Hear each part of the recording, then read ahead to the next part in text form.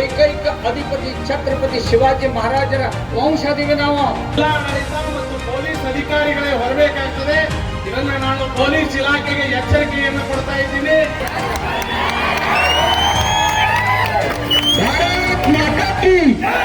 KS ನ್ಯೂಸ್ಗೆ ಸ್ವಾಗತ.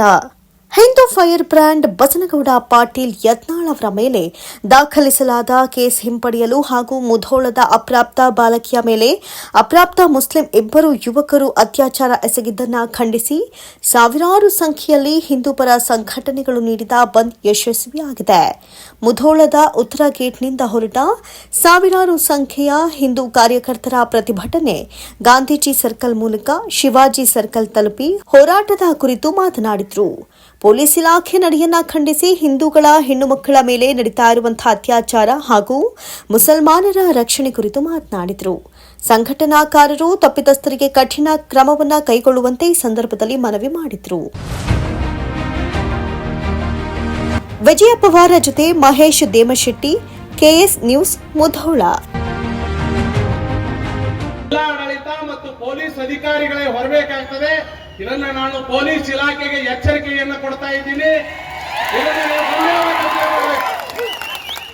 Police ಅಧಿಕಾರಿಗಳು ಗಂಭೀರವಾಗಿ ಯೋಚನೆ ಮಾಡಬೇಕು. ಅಕಸ್ಮಾತ್ ಮಾಡದೇ ಇದ್ರೆ ಅದಕ್ಕೆ ಉತ್ತರವನ್ನು ಯಾವ ರೀತಿ ಕೊಡಬೇಕು ಅನ್ನೋದು ನನ್ನನ್ನು ಸೇರಿಸಿ ಇರ್ತಕ್ಕಂಥ ಎಲ್ಲ ಹಿಂದೂ ಮುಖಂಡರು ಕೊಡ್ತಾರೆ ಅನ್ನುವಂತ ಎಚ್ಚರಿಕೆ ಸಂದೇಶ ಹೇಳಿ ಇವತ್ತು ದೊಡ್ಡದಾಗಿರತಕ್ಕಂಥ ಒಂದು ಜಾಥಾ ಮಾಡೋದ್ರ ಮೂಲಕ ಸಾರ್ವಜನಿಕ ಸಭೆಯನ್ನು ಮಾಡಿರೋದು ನೀವೇ ಹೇಳಿದಂತೆ ಇದೇ ಭಾರತ ದೇಶದಲ್ಲಿರೋರು, ಕರ್ನಾಟಕದಲ್ಲಿರುವಂಥವರು ಹಿಂದೂ ಪರವಾಗಿ ಮಾತನಾಡುವಂಥವ್ರನ್ನ ಮುಧೋಳಕ್ಕೆ ಬಂದು ಔರಂಗಜೇಬನ ಬಗ್ಗೆ ಮಾತನಾಡಿದ್ದಕ್ಕೆ ಸುಮೋಟೋ ಕೇಸ್ ಹಾಕ್ತಾರೆ ಅಂತಂದರೆ ಔರಂಗಜೇಬನೇ ಹೇಳ್ಕೊಂಡಿದ್ದಾನೆ ನಾನು ಏನೇನು ಹಿಂಸೆ ಮಾಡಿದ್ದೀನಿ, ಎಷ್ಟು ದೇವಾಲಯಗಳನ್ನು ಹೊಡೆದಿದ್ದೀನಿ ಅಂತ. ಅದನ್ನೇ ಅವರು ಪುನರುಚ್ಚಾರ ಮಾಡಿದ್ದಾರೆ. ಅಂಥವ್ರ ಮೇಲೆ ಯಾರ್ದೋ ಒಂದು ಕುಮ್ಮಕ್ಕಿನ ಮೇಲೆ ಅದೊಂದು ಕೇಸ್ ಮಾಡಿದ್ದಾರೆ. ಅದನ್ನು ತೆಗೆದು ಹಾಕಬೇಕು. ಮುಂದೆ ಇಂಥ ಘಟನೆಗಳು ಇಲ್ಲಿ ನಡಿಬಾರ್ದು. ಯಾರು ಬಂದರೂ ಸಹಿತ ಇದಕ್ಕೆ ನಿರ್ಬಂಧ ಹಾಕಬಾರ್ದು ಅನ್ನೋ ಉದ್ದೇಶ. ಮತ್ತು ನಮ್ಮ ದೇಶದ ರಾಜ ಹುಲಿ ಅಂತ ಕರೀತಾರೆ, ರಾಜಾ ಸಿಂಗ್ ಅವ್ರನ್ನ ಕರೀಲಿಕ್ಕೂ ಇಲ್ಲಿಗೆ ಅವಕಾಶ ಕೊಡಲಿಲ್ಲ. ಆಮೇಲೆ ಇಡೀ ರಾಜ್ಯದಲ್ಲಿ ಅಪ್ರಾಪ್ತರ ಮೇಲೆ ಅದು ಅತ್ಯಾಚಾರ ನಡೆದಿದೆ, ಭಾಳಷ್ಟು ನಡೆದಿದೆ. ಅದಕ್ಕೆ ಯಾವುದಕ್ಕೂ ನ್ಯಾಯ ಸಿಕ್ಕಿಲ್ಲ.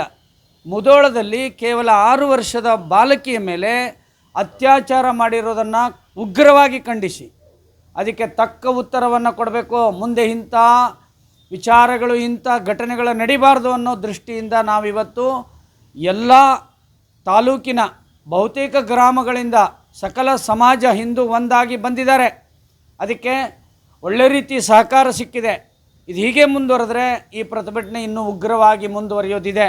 ಅದಕ್ಕೆ ಜಿಲ್ಲಾಡಳಿತ, ಪೊಲೀಸ್ ಸಂಬಂಧಪಟ್ಟಂಥ ಅಧಿಕಾರಿಗಳು ಇದಕ್ಕೆ ತಕ್ಕ ಕ್ರಮ ತಗೊಳ್ಬೇಕು ಅಂಥೇಳಿ ನಾವು ಮನವಿಯನ್ನು ಕೊಟ್ಟಿದ್ದೀವಿ. ಅದರ ಸಂಬಂಧಪಟ್ಟಂತೆ ಇವತ್ತು ಕಾರ್ಯಕ್ರಮ ಮುಗಿದಿದೆ.